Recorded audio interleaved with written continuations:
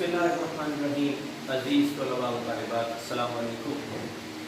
कल हमने अपना पहला सबक हिजरत नबी सल्लल्लाहु अलैहि वसल्लम उसको मुकम्मल किया। आज उसकी मशक करेंगे। बारी बारी हर सवाल को मैं आपको दिखाऊंगा, समझाऊंगा, और इसके अलावा जब हमारा सबक ख़त्म होगा तो मैं आपको इसका जो पेपर का अंदाज है, पेपर पैटर्न है, उसके बारे में भी आपको बताऊंगा कि उसमें सवालात जो हैं वो किस तरीके से आते हैं। तो सबसे पहला हमारा है मुख्तसर जवाब दें। जब भी बात होती है मुख्तसर जवाब दे बेटा, तो आपने जितना सवाल पूछा जाए उतना जवाब देना है, उससे ज़्यादा आपने बिल्कुल नहीं लिखना। हिजरत नबी सल्लल्लाहु अलैहि वसल्लम से क्या मुराद है? हमने सबक को पढ़ा कुफार के जुल्म सितम। अब इसका जवाब मैं आपको बता रहा हूं। जब हद से बढ़ गए तो अल्लाह ताला ने मुसलमानों और हजरत मोहम्मद सल्लल्लाहु अलैहि वसल्लम को मदीने की तरफ हिजरत करने का हुक्म दिया, यानी मदीने की तरफ जाने का हुक्म दिया। कब? जब कुफार के जुल्म सितम हद से ज्यादा बढ़ गए। इसे हिजरत नबवी सल्लल्लाहु अलैहि वसल्लम कहा जाता है। यहाँ मैंने सल्लल्लाहु अलैहि वसल्लम पूरा लिखने की बजाय सवाल लिखा है, आप उसको वैसे पूरा लिख सकते हैं। जगह की कमी की वजह से मैंने इसको मुख्तसर करके लिखा है। कुफार के जुल्म सितम जब हद से ज्यादा बढ़ गए तो अल्लाह ताला ने मुसलमानों और हजरत मोहम्मद सल्लल्लाहु अलैहि वसल्लम को मदीने की तरफ हिजरत करने का हुक्म दिया। इसे हिजरत नबवी सल्लल्लाहु अलैहि वसल्लम कहा जाता है। पहले सवाल का जवाब बेटा हो गया। दूसरे सवाल की तरफ आते हैं। रसूलुल्लाह सल्लल्लाहु अलैहि वसल्लम ने हिजरत के कौन से साल, नबूवत के कौन से साल हिजरत फरमाई? नबूवत के कौन से साल हिजरत फरमाई? इसका जवाब आप सल्लल्लाहु अलैहि वसल्लम ने नबूवत के 13वें साल, नबूवत के 13वें साल हिजरत फरमाई। सबक के अंदर ये मौजूद है। तीसरा सवाल है जनाबे अमीर रज़ी अल्लाह ताला अन्हु से कौन सी शख्सियत मुराद है? सवाल नंबर 3। आप अपनी किताब सामने रखें। मैं एक तरतीब के साथ सवालात को भी पढ़ रहा हूँ और उनके जवाबात को भी आपको दिखा भी रहा हूँ और पढ़कर बता भी रहा हूँ।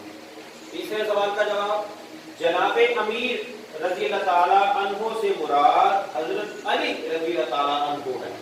हजरत अली रज़ी अल्लाह ताला अन्हु। अगला सवाल है जी, रसूल पाक सल्लल्लाहु अलैहि वसल्लम ने हजरत अली रज़ी अल्लाह ताला अन्हु से क्या इरशाद फरमाया? सफा नंबर 2 के ऊपर इसका जवाब मौजूद है, आप वहां पर भी देख सकते हैं। आपने फरमाया अगली इबारत को आपने वावैन जो है, जिसे आप इन्वर्टेड कॉमास कहते हैं, इसके अंदर लिखना है। देखिए मैंने यहाँ भी डाला हुआ है वावैन और आखिर पर भी वावैन डाला। क्या फरमाया? मुझको हिजरत का हुक्म हो चुका है। सफा नंबर 2 पे आखिरी पैरे में इसका जवाब मौजूद है, वहां पे निशान भी लगा सकते हैं। मुझको हिजरत का हुक्म हो चुका है, मैं आज मदीने रवाना हो जाऊंगा। ये आप फरमा रहे हैं हजरत अली से। तुम मेरे पलंग पर मेरी चादर ओढ़ कर सो रहो, सुबह सबकी अमानतें जाकर वापस दे आना। सफा नंबर 2 पे आखिरी पैरे में बिल्कुल इसका जवाब मौजूद है। मैंने इसको वहां से लिखा है, आप उसको निशान लगा सकते हैं। सवाल नंबर 5 है, इस तरफ आते हैं। हजरत अस्मा रज़ी अल्लाह ताला अन्हा कौन थी? क्योंकि हमें सबक में बताया गया है कि हजरत अस्मा रज़ी अल्लाह ताला अन्हा गार में 3 दिन खाना पहुंचाती थी, तो हमें थोड़ा पता होना चाहिए कि वो कौन थी। यही सवाल उन्होंने पूछ लिया। हजरत अस्मा रज़ी अल्लाह ताला अन्हा हजरत अबू बकर सिद्दीक रज़ी अल्लाह ताला की बेटी थी, आपकी बेटी थी। अगला सवाल है, कुरैश ने रसूल पाक सल्लल्लाहु अलैहि वसल्लम और حضرت ابو بکر صدیق رضی اللہ عنہ کو گرفتار کرنے کا کیا انعام مقرر کیا؟ انہوں نے بڑا بھاری انعام مقرر کیا اس زمانے کے لحاظ سے. دیکھتے ہیں کیا انعام ہے جی. قریش نے رسول پاک صلی اللہ علیہ وسلم اور حضرت ابو بکر صدیق رضی اللہ عنہ کو گرفتار کرنے کا انعام 100 اونٹ مقرر کیا. کتنی بڑی رقم بنتی ہے آج کے زمانے میں. اگر آپ دیکھیں ایک اونٹ تقریباً 1 لاکھ روپے کے قریب ہے, تو 100 اونٹوں کی قیمت آپ خود لگا دیں. اس زمانے میں بھی یہ بڑی رقم تھی. اونٹ کتنے مقرر کیے؟ 100 اونٹ انعام. آخری سوال ہے جی, سراقہ بن جوشم کیسے طائب ہوا؟ اب اس کا جواب جو تھا وہ ذرا طویل تھا, تو وائٹ بورڈ کے اوپر جو ہے وہ جگہ کی کمی کی وجہ سے میں نے اس کو صرف لکھا ہے. صفحہ نمبر 3 آپ ذرا کھولیے, مشق کے ساتھ ہی ہے پیچھے. درمیان کا جو پیراگراف ہے اس کے اندر اس کا جواب موجود ہے. لکھا ہوا ہے سراقہ بن جوشم نے سنا تو انعام کی امید میں نکلا. یہ دیکھیں آپ کو دکھا بھی رہا ہوں, درمیان نکل این اس حالت میں کہ آپ روانہ ہو رہے. آپ نے یہاں سے لے کے بیٹا جی یہاں تک اس کو لکھ دینا آثار ہیں. یہ کچھ اور آثار ہیں, یہاں تک اس کا جواب ہے. تو آپ اس کو نشان لگا لیں. میں اس کو دوبارہ بتا دیتا ہوں. سراقہ بن جوشم نے سنا تو انعام کی امید میں نکلا. یہاں سے آپ اس کو شروع کرنا ہے اور چلتے چلتے چلتے چلتے یہاں پہ آ جانا کچھ اور آثار ہیں. اس کو نشان لگا لیں. اب یہ چونکہ آپ کا بنا بنایا جواب ہے اس لیے میں اس کو پورا نہیں پڑھ رہا, آپ اس کو خود پڑھ لیجیے گا. تو یہ آپ کے جو مختصر سوالات کے آپ نے جوابات دینے تھے یہ وہ والا سوال ہو گیا. اگلے سوال کی جانب بڑھتے ہیں. اس کو آپ نے کتاب کے اوپر ہی کرنا ہے. جب آپ سبق کو پڑھ لیتے ہیں نا تو پھر اس قسم کے سوالات کا جواب دینا آپ کے لیے انتہائی آسان ہو جاتا ہے. مثال کے طور پہ حافظ عالم نے مسلمانوں کو دارالامان, آگے ہے مکہ کی طرف ہجرت کرنے کا حکم دیا, مدینہ, طائف یا یمن. تو سبق میں موجود ہے کہ مدینہ کی طرف حکم دیا, تو آپ مدینہ کو یا تو ٹک کر لیں یا اس کو دائرہ لگا لیں کہ خالی جگہ میں یہ لکھا جائے. دوسرے پہ آگے نبوت کا, آگے اس نے خالی جگہ چھوڑ دی ہوئی ہے, سارا ہے. تو کون سے سال ہجرت کی, 12واں, 10واں, 13واں یا 15واں؟ آپشن موجود ہے. سبق کے مطابق 13واں ہے, تو آپ یہ جو 13واں ہے یعنی 13ویں سال کی ہجرت اس کو آپ نشان لگا لیں. تیسرے پہ ہے بیٹا جی اس وقت بھی آپ کے پاس بہت سی جمع تھیں. اب سبق میں یہاں لکھا تلواریں جمع تھیں, امانتیں تھیں, کھجوریں تھیں یا نعمتیں تھیں. تو سبق کے مطابق بیٹا امانتیں جمع تھیں, تو آپ نے ان کو سرکل کر لینا ہے یا اس کو ٹک لگا لینا ہے. اگلا ہے دال میں اس نے پہلے خالی جگہ چھوڑ دی ہے. وہ معلوم ہو چکا تھا کہ قریش آپ کے قتل کا ارادہ کر چکے ہیں. تو یہاں 4 آپشن موجود ہیں. ان میں جناب امیر جن سے مراد حضرت علی رضی اللہ عنہ کی ذات ہے, آپ اس کو ٹک لگا لیں. اس کے بعد ہے اگلا سوال, خالی جگہ پہلے ہے, اس سے پہلے قرارداد ہو چکی تھی. قرارداد سے مراد پہلے سے بات چیت اتفاق ہو چکا تھا, تو وہ حضرت ابو بکر صدیق آپ نے نشان لگانا ہے, آخری والی آپشن. اسی طرح اس کا آخری ہے, اسی طرح راتیں غار میں گزاری. اب کتنی راتیں غار میں گزاری, 3 ہیں, 4 ہیں, 5 ہیں یا 7 ہیں؟ تو سبق کے مطابق 3 راتیں غار میں گزاری. تو یہاں آپ 3 کو ٹک لگا لیں یا سرکل کریں. اگلے صفحے پہ آگے جو کہ صفحہ نمبر 5 ہے, سوال نمبر 4 ہے. وہ کہتا ہے کہ جو درست ہے اس کے اوپر ٹک کا نشان لگائیں, جو غلط ہے اس کے اوپر کراس کا نشان لگائیں.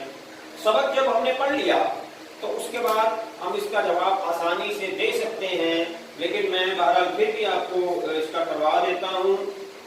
آپشن نمبر جو بی ہے, بے دوسری, یہ غلط ہے. آپشن نمبر 4 یعنی دال, سب لوگوں نے ایک ہی رائے پیش کی, یہ بھی غلط ہے. اور آپشن نمبر آخری جو ہے حضرت عائشہ رضی اللہ عنہا گھر سے کھانا پکا کر گھر میں پہنچاتی تھی, یہ غلط ہے. باقی سارے کے سارے ٹھیک ہیں, یہ تینوں غلط ہیں. آپ ان کے آگے کراس لگا لیں, باقی ساروں کے آگے ٹک لگا لیں. میں پھر دوہرا رہا ہوں, دوسرا جو ہے بے, یہ غلط ہے. دال چوتھے نمبر پر جو آپشن ہے یہ غلط ہے. اور ہے حضرت عائشہ جو لکھا ہوا ہے یہ والی آپشن غلط ہے. باقی ساری کی ساری ٹھیک ہے. सवाल नंबर 4 में आपको बेटा आना पड़ेगा।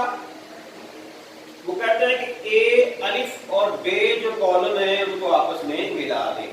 जब सबक आपने बेटा पढ़ लिया तो ये भी आपके लिए बड़ा आसान काम है, लेकिन इसको भी हम करेंगे। दारुल अमान को आप मदीना के साथ मिला दें, दयानत को आप अमानत के साथ मिला दें, कत्लगाह को आप फर्शे गुल के साथ मिला दें, हमातन को आप चश्मे इंतजार के साथ मिला दें, और तलवार को आप झंकारे के साथ मिला दें। इस तरीके से आपने दोनों कॉलम्स के जो तहरीरें लिखी हुई थी, अल्फाज थी, उनके दरमियान में जो मुमासलत है, जिसको आप मैचिंग कहते हैं, वो आपने कर दी। सबक में मौजूद है। मैं फिर दोहरा रहा हूँ। दारुल अमान को मदीना, दयानत को अमानत, कत्लगाह को फर्शे गुल, हमातन को चश्मे इंतजार और तलवार को जंगारे के साथ आपने मिला देना है। 5वां सवाल इस मश्क का, जो कि सफ़ा नंबर 5 में मौजूद है, उसमें हमसे वो बात कर रहा है हिजरत नबवी सबक का खुलासा तहरीर करें।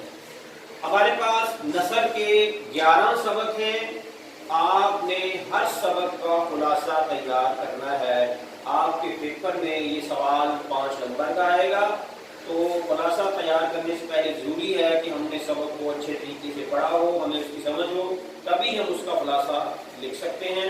आमतौर पे किसी सबक का खुलासा अगर आप इम्तिहान के हवाले से पूछना चाहते हैं, तकरीबन 1.5 सफ़ा वो मुनासिब है, 1.25 सफ़ा या 1.5 सफ़ा मुनासिब है। लेकिन अगर कोई सबक बड़ा है तो आप 2 सफ़े तक जा सकते हैं। इससे ज़्यादा आपने बड़ा खुलासा नहीं लिखना। खुलासे में जो अहम बात आपने याद रखनी है, एक तो जो अहम बात है सबक में, उसको आपने इस खुलासे में जरूर जिक्र करना है, और दूसरे नंबर पर आपने जो बातें करनी है उसमें एक तरतीब होनी चाहिए।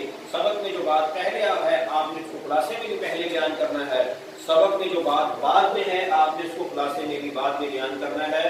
तो इस तरीके से इसका जो खुलासा आपके सबक का है, ये तकरीबन 1.5 सफ़ा जो है बोर्ड की शीट का, उसके ऊपर आप कर सकते हैं। इससे ज्यादा आपने नहीं लिखना।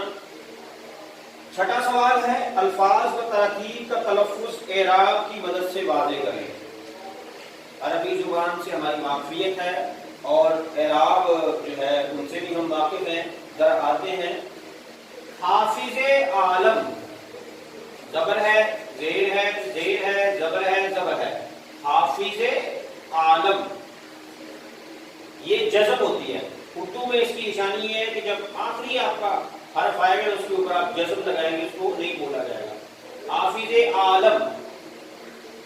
आगे है वजूदे अक़दस, वाव के ऊपर ज़बर, जीम के ऊपर पेश, दाल के ऊपर जज़म, दाल के नीचे ज़ेर, वजूदे अक़, अलिफ के ऊपर ज़बर, काफ के ऊपर जज़म, दाल के ऊपर ज़बर और सीन के ऊपर जज़म। वजूदे अक़दस दिखा दिया, आप उसको देख सकते हैं। आगे है दारुल अमान, दाल के ऊपर ज़बर, रे के ऊपर पेश, अलिफ के लाम के ऊपर जज़म, अलिफ के ऊपर ज़बर, मीम के ऊपर ज़बर, नून के ऊपर जज़म। दारुल अमान। आगे है कबाइल, काफ के ऊपर ज़बर, बे के ऊपर ज़बर, हमज़ा के नीचे ज़ेर और लाम के ऊपर जज़म। कबाइल। आगे है मुहासरा, मीम के ऊपर पेश, मुहासरा, स्वाद के ऊपर ज़बर, हे के ऊपर ज़बर, स्वाद के ऊपर ज़बर, रे के ऊपर ज़बर, हे के ऊपर जज़म। मुहासरा। आगे है अदावत, आइन के ऊपर ज़बर, दाल के ऊपर ज़बर, वाव के ऊपर ज़बर और ता के ऊपर जज़म। अदावत। आगे है बोसा गा खलाए, बे के ऊपर पेश, वाव के ऊपर जज़म, सीन के ऊपर ज़बर, बोसा गाफ के ऊपर ज़बर, बोसा गा, हे के ऊपर जज़म। खलाए, हे के ऊपर ज़बर, लाम के ऊपर ज़बर, हमज़ा के नीचे ज़ेर और काफ के ऊपर जज़म। खलाए। आगे है कत्लगा, काफ के ऊपर ज़बर, ते के ऊपर ज़बर, लाम के ऊपर जज़म। कत्ल गा, गाफ के ऊपर ज़बर, हे के ऊपर जज़म। कत्लगा। आगे है फर्शे गुल, फे के ऊपर जबर, रे के ऊपर जज़म, शीन के नीचे जेर, फर्शे, गुल, गाफ के ऊपर जबर पेश और लाम के ऊपर जज़म, फर्शे गुल, फर्शे गुल। तो इस तरीके से करके आप अपनी आसानी के लिए किताब के ऊपर ही जो अल्फाज हैं वहीं पे एराब लगा लें, काफी अच्छी बात है। अलग से इनको लिखना चाहते हैं तो आप इसमें देख लें जिस तरह से आपको आसानी है। उसके बाद है 7वां सवाल, अल्फाज के मानी लिखिए और जुमलों में इस्तेमाल कीजिए। इसको मैंने छोड़ दिया हुआ है, उसकी वजह यह है कि अल्फाज के मानी तो आपको आते हैं, ये मैंने पहले तफसील से करवा दिए हुए हैं, और जो जुमलों में इस्तेमाल है वो आपके पेपर में नहीं आता। आप अपनी आसानी के लिए और इसको अगर आप और अच्छा करना चाहते हैं इसको खुद से कर सकते हैं, आसान आसान आप जुमले बना सकते हैं, वरना इसकी कोई जरूरत नहीं है। अगर जरूरत महसूस होती है, आपकी तरफ से सवाल आते हैं तो मैं आपको इसके जुमले भी आसान से बता दूंगा, वरना इसकी कोई जरूरत नहीं है। आगे आ जाइए, सवाल नंबर 8 है हमारा, वाहिद के जमा और जमा के वाहिद लिखें। इसमें से कुछ वाहिद हैं उनके हमने जमा लिखने हैं कुछ लफ्ज, और कुछ ऐसे हैं जो जमा है हमने उनको वाहिद लिखने हैं। मिसाल के तौर पे हदफ, ये वाहिद है, इसकी जमा है अहदाफ, हदफ की जमा अहदाफ। दूसरे नंबर पर झिंकारे हैं, ये उसने पहले ही जमा दिया हुआ है, इसकी जमा झिंकार, झिंकार झिंकारे। तीसरे नंबर पर है रायें, उसने भी इसका जो है वो जमा दिया हुआ है, रायें, और इसकी वाहिद है राय, राय, ये रायें और ये राय। आगे है जंजीर, जंजीर वाहिद है, उसकी जमा जंजीरें, जंजीर की जमा जंजीरें। और आखिर पे बेटा कबीला है, ये भी वाहिद है और इसकी जमा है कबाइल, इसकी जमा है कबाइल। आगे है सवाल नंबर 9, इक्तबास की तशरीह से आपको सवाल के हवाले से करें, तो इसके हवाले से मैं अपने अगले लेक्चर में तफसील के साथ, सिर्फ इसी पे लेक्चर होगा कि आपने तशरीह के सवाल को करना कैसे है और किन किन बातों का आपने ख्याल रखना है। तो इस तरीके से 10वां सवाल है, तराकीब के मानी लिखिए, ये मैं पहले बता चुका हूँ। तो हमारा जो पहला सबक और उसकी जो मश्क है वो अपने इख्तिताम को पहुंची। कल कुछ बच्चों ने सवाल किए थे कि हमें जो पेपर का अंदाज है, पेपर का स्टाइल है, मार्किंग, किस किस सवाल को हमें कैसे तैयार करना है, ये आई थी, मैं आज इस पे बात करूंगा। हिस्सा नसर के हवाले से बात होगी इसके ऊपर। तो आइए जरा इसको समझते हैं कि आपका जो पेपर है उसमें सवालात, जो क्वेश्चन है उसकी नौइयत क्या है और उसको आपने कैसे करना है। ये सबसे पहले हिस्सा नसर हम पढ़ रहे हैं, इसके 11 सबक हैं। अगर आप इसको देखें अपनी किताब में, हिजरत नबवी आपका पहला सबक है और आखिरी आपका है कदरे अयाज, कदरे अयाज। ये 11 के 11 आपके लिखा भी हुआ है हिस्सा नसर। अगर आप अपना दूसरे तरतीब की जो किताब है, कंटेंट जिसे आप कहते हैं, वो निकालें, आपको ये नजर भी आएगा, जैसे मैं आपको दिखा रहा हूं। ये जो 11 आपके सबक हैं हिस्सा नसर के, इन तमाम सबकों में से कोई से 2 सबक को चुनेगा और उन सबकों में से दरमियाने से वो 2 पैरे देगा, 2 पैरे देगा, और आपने उन दोनों पैरों की तशरीह करनी है। इस सवाल में आपको कोई चॉइस नहीं है, 2 ही आपको दिए जाएंगे, 2 ही आपने करने हैं। यानी ये सवाल नंबर 3 होगा पेपर में आपका, और नसर पारों की तशरीह, ये देखिए मेरे मार्क्स लिखे हुए हैं, 5 + 5, 5 + 5, 10 मार्क्स का ये क्वेश्चन है। 2 आपको पैरे दिए जाएंगे इन 11 सबकों में से, कोई से 2 सबक। एक सबक में से वो 2 पैरे नहीं उठा सकता, एक सबक में से उसने एक ही पैरा उठाना है, तो आपको 11 सबकों में से आएंगे 2 पैरे, और आपने बेटा जी दोनों की तशरीह करनी है। उसका तरीकाकार मैं अगले सबक में, अगला लेक्चर इसी के ऊपर होगा कि तशरीह कैसे करनी है। उसके बाद आप आ जाए सवालात के जवाबात। ये पेपर में आपका सवाल नंबर 4 होगा, सवालात के जवाबात। इसमें क्या होगा कि ये 10 नंबर का सवाल है اور آپ کو 8 وہ سوال دے گا ٹوٹل. آپ نے ان میں سے کوئی سے 5 کے جواب دینے. اب ہوگا کیا؟ یہ دیکھیں آپ کے سبق کتنے ہیں. 11 آپ کے سبق ہیں, 4 آپ کی نظمیں ہیں اور 4 آپ کی غزلیں ہیں. 19 سبق ہیں آپ کے. ان 19 سبقوں کی مشقوں میں جتنے بھی مختصر سوال ہیں جیسے یہ ہم نے آج کیے ہیں, ان تمام میں سے اس نے کوئی سے 8 اٹھانے ہیں. ایک سبق میں وہ 2 سوال نہیں اٹھا سکتا. مثال کے طور پہ اگر اس نے ہجرت نبوی سے سوال اٹھانا ہے نا تو وہ اپنی مرضی کا ایک سوال اٹھا سکتا ہے. اگلے سبق میں سے اس نے نہیں اٹھانا, ٹھیک ہے اس کی مرضی ہے, وہ کاہلی میں سے ایک سبق اٹھا لے گا. اگلے 2 میں سے اس نے نہیں اٹھانا, کوئی بات نہیں, وہ پنچایت میں سے ایک سوال اٹھا لے گا. اسی طرح امتحان میں سے ایک سوال اٹھا لے گا. آگے حصہ نظم میں اس نے برسات کی بہاروں میں سے ایک اٹھانا ہے, وہاں سے اٹھا لے گا. آگے یہ اس نے غزل میں سے اٹھانا, اس نے اٹھا لے گا. تو اس طریقے سے 8 سوال اس نے ٹوٹل آپ کے یہ جو 19 سبق ہیں, 11 نثر کے, 4 نظم کے, 4 غزل کے, ان کی جو مشقیں ہیں, ان میں جو مختصر سوال ہیں, ان کے اندر سے وہ دے گا, اپنے پاس سے نہیں وہ دے سکتا. وہ 8 دے گا, آپ نے 8 میں سے کوئی سے 5 کے جواب دینے. جتنا وہ سوال کرے اتنا جواب دیں گے. اگر آپ کے یہ 5 کے 5 سوال ٹھیک ہوئے, آپ کو اس کے پورے مارکس ملیں. تو زیادہ تو یہی بہتر ہے کہ آپ 8 میں سے 6 یا 7 کر لیں, کیونکہ 1 یا 2 زیادہ کرنے سے اور زیادہ بہتری آ جاتی ہے. بعض دفعہ کسی سوال کا جواب آپ نامکمل دیتے ہیں یا ایگزامینر کو پسند نہیں آتا, تو اس سلسلے میں آپ کا نقصان نہیں ہوگا. تو آپ کوشش کریں, ویسے بچوں کو 8 کے 8 آتے ہوتے ہیں, لیکن کوشش کریں وہ 6 کے جواب ضرور لکھیں. 8 بھی لکھنے کی ضرورت نہیں, کیونکہ اردو کے پیپر وقت بڑی تیزی سے گزر جاتا ہے, کام آپ کا بہت زیادہ ہوتا ہے, اس لیے آپ 8 میں سے 6 کے جواب دے دیں تو بڑی بات ہے. سوال نمبر 5 آپ کا جو ہوگا, حصہ نثر کو میں کر رہا ہوں. حصہ نثر کے حوالے سے جو پیپر میں سوالات آتے ہیں میں وہ آپ کو بتا رہا ہوں. حصہ نظم اور غزل کے متعلق میں نے ابھی آپ کو کچھ نہیں بتایا. سوال نمبر 5 آپ کا ہوگا خلاصہ لکھنا ہے. یہ 5 نمبر کا سوال ہوگا. آپ کے 11 سبق ہیں حصہ نثر کے, یہ آپ کو نظر آ رہے ہیں کنٹینٹس اگر آپ دیکھیں.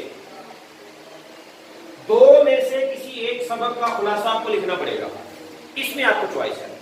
یہ 11 سبق ہے آپ کے, 11 میں سے اپنی مرضی کے اس نے 2 لکھنے ہیں عنوان, یا اس کا خلاصہ لکھ لیں یا اس کا لکھ لیں. تو جون سا سبق آپ کو زیادہ اچھا آتا ہے جس کا خلاصہ آپ اس کو لکھیں گے. اچھا خلاصہ جب آپ لکھتے ہیں, کٹنگ نہیں ہوتی, آپ اس میں پورے مارکس مل جاتے ہیں, مگر نہ عام طور پہ 4 نمبر آپ کو دے دیتا ہے. اردو کے پیپر میں یاد رکھیے گا, اگر آپ نے مارکس لینے ہیں تو آپ کو اپنی لکھائی یعنی ہینڈ رائٹنگ کو بہت ہی اچھا کرنا پڑے گا, مارکر کا استعمال کرنا پڑے گا, اور کٹنگ اور اوور رائٹنگ جو ہے اس سے آپ کو پرہیز کرنا پڑے گا. جتنی زیادہ آپ کی رائٹنگ اور پریزنٹیشن اردو کے پیپر میں اچھی ہوگی, آپ کے مارکس اتنے ہی زیادہ آئیں گے. اور اس کے علاوہ آپ کو اس میں اپنی جو لکھنے کی رفتار ہے اس کو بھی تیز رکھنا ہوگا. اکثر بچے یہ شکایت کرتے ہیں کہ سوال رہ گیا, ٹائم ختم ہو گیا. تو اس بات کا بھی آپ نے کیا رکھنا ہے. اب اٹینڈنس بیٹا جی آپ چیٹ باکس میں پریزنٹ کر کے اپنا نام کے ساتھ, چیٹ باکس میں آپ اپنی اٹینڈنس دیں, اپنا نیم لکھ کے پریزنٹ کر کے ہم کو میسج کر دیں.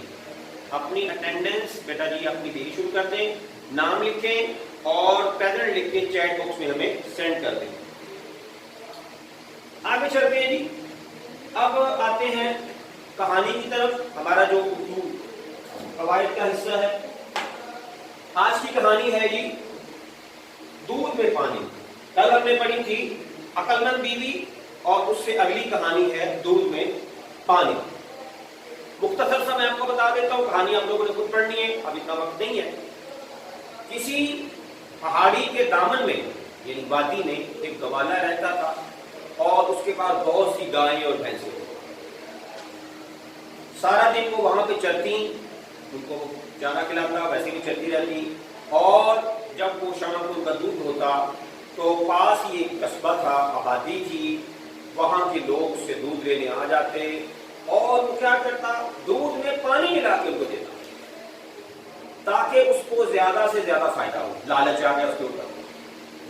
اب جب اس سے وہ شکایت کرتے لوگ تو وہ کہتا کہ بھائی بات یہ ہے کہ بھینسیں جو دودھ دیتی ہیں وہ پاؤڈر تو ہوتا نہیں ہے, تو میں اس میں بھائی کچھ بھی نہیں کرتا, جیسا دودھ भैंसे देती हैं, गाय देती हैं, मैं तो आपको वैसे देता हूँ, मैं मिलावट नहीं करता। अब लोग शिकायत नहीं करते लेकिन मजबूर थे, क्योंकि उस इलाके में किसी और के पास भैंसे नहीं थी, वो उसी से दूध लेने पे मजबूर थे। अब उस बात ने उसका जहन और खराब कर दिया, उसने और ज्यादा पानी मिलाना शुरू कर दिया। लालच आ गया कि ज्यादा पानी मिलाऊंगा, दूध ज्यादा बिकेगा, मुझे ज्यादा पैसे इकट्ठे होंगे। अब दौलत ने उसके अंदर गरूर पैदा कर दिया, अकड़ अकड़ के वो चलता और तकब्बुर का इजहार करता। बहरहाल वक्त गुजरता गया। एक दिन क्या हुआ कि आसमान के ऊपर बादल छा गए और ऐसे लगता था कि जैसे बहुत ज्यादा बारिश हो गई। गवाला खुश हो गया, दिल में कहने लगा कि ये तो बहुत ही अच्छा हुआ कि अब बारिश बरसेगी और ज्यादा चारा उगेगा, घास फूस उगेगी, मेरी जो गाय भैंसे हैं वो खाएंगी और ज्यादा दूध देंगी, मैं इसमें और ज्यादा पानी मिलाऊंगा और मेरे पास और ज्यादा पैसे इकट्ठे हो जाएंगे। बहरहाल बारिश शुरू हुई, पहले हल्की हल्की बारिश शुरू हुई, फिर तेज हुई। आपको पता है पहाड़ों के नीचे जो आबादी होती है वो ज्यादा नुकसान की जद में होती है। कहीं पहाड़ ऊपर से लैंडस्लाइडिंग हुआ, उसको नुकसान हुआ, कोई ज़लज़ला वगैरह हुआ, उसको नुकसान हुआ। अब पहाड़ों पे जब बारिश पड़ी बहुत ज्यादा, तो पानी तेजी के साथ नीचे आया और बारिश बहुत ज्यादा हुई, इतनी ज्यादा हुई कि वो एक सैलाब बन गया और उस वादी में जहां उसने गायें रखी हुई थी वो सारा का सारा पानी उसकी गायें भैंसों को, उसके रुपए पैसे को और उसके घर को बहा के ले गया। उसके पास कुछ ना बचा, सिर्फ जान अपनी बचा सका और इंतहाई परेशान हैरान कि ये क्या हो गया। लोगों से पूछता फिरता कि मुझे समझ नहीं आई, मेरी इतनी जिंदगी गुजर गई, इतना पानी कहां से आ गया, मैंने इतनी कभी बारिश नहीं देखी, मैंने इतना कभी पानी नहीं देखा। तो जब वो ये सवाल करता तो एक अक्लमंद आदमी ने उससे कहा कि भाई ये वही पानी है जो तुम दूध में मिलाते थे और अब वो पानी अल्लाह ताला ने सैलाब बनाकर तुम्हें सदा देने के लिए तुम्हारी इस वादी में उतारा, जो तुम्हारी गायें और भैंसों को बहा कर ले गया। ये तुम्हें तुम्हारे लालच की सजा मिली है और गरूर की सजा मिली है। इसमें जो मुश्किल अल्फाज हैं उनको देख लें। कुदरती अमर है, यहाँ पे एक लफ्ज इसका मतलब है फितरी अमर। वो कह रहा है कि दूध तो पानी इसमें होना फितरती अमर है, गाय भैंसे पाउडर तो नहीं देती, वो तो दूध देती है पानी वाला। ऐंठा ऐंठा फिरना, गरूर या तकब्बुर या अकड़ अकड़ कर चलना, बहुत ज्यादा उसमें अकड़ आ गई, गरूर आ गई, पैसा आ गया और लोग उससे दूध लेते थे। शामियाना, शामियाना जो है ये कनात को कहा जाता है। कनात क्या होती है? अगर आप शादी हॉल से पहले के शादी के हमारे कल्चर में मनाज़िर देखें तो किसी बड़े से पार्क में वो एक जिसको कहते हैं तंबू सा काम दिया जाता था कि बारिश वगैरह से बचाव हो सके, धूप से नीचे वो बारात होती थी, वो जो होता है ना शामियाना, तंबू उसको कहते हैं। अब वहाँ क्या मुराद है? शामियाना तन गया कि आसमान के ऊपर जो है वो काली घटा इतनी छा गई कि हर तरफ वो बादल बादल ही नजर आने लगा, कि जैसे बारिश से पहले बादल आ जाता है ना तो हर चीज उसी रंग में रंगी जाती है। मीना बरसेगा, बारिश होगी। अब वो सोच रहा है कि बारिश होगी तो बहुत ज्यादा जो है वो घास और पौधे उगेंगे, हरियाली होगी, मेरी गाय भैंसे इसको खाएंगी और दूध ज्यादा देंगी, मैं और ज्यादा पानी मिला के तो ज्यादा दौलत कमाऊंगा। तो इस तरीके से मैंने आपको मुख्तसर सा इसका खुलासा, इसमें मेन बातें क्या थी वो बता दी, अल्फाज के मानी आपको बता दिए, किस्सा नस्ल के हवाले से जो पेपर है वो बता दिए।